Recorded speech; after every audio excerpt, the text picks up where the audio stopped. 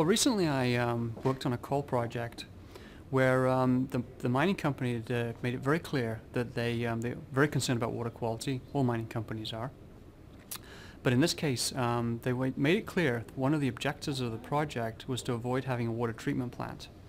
And the reason for saying that is that basically it's a very long-term cost. Like if you start a mine and then you have poor water quality and you have to treat the water forever, it's a cost. It's also it's not considered to be sustainable.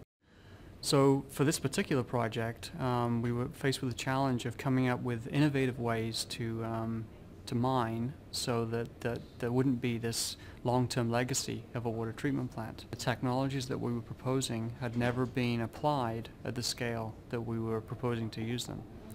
So one of the sort of the big challenges was to go to the government and say, you know, we're proposing to do this, but you know, how do we go about demonstrating to you that it's acceptable?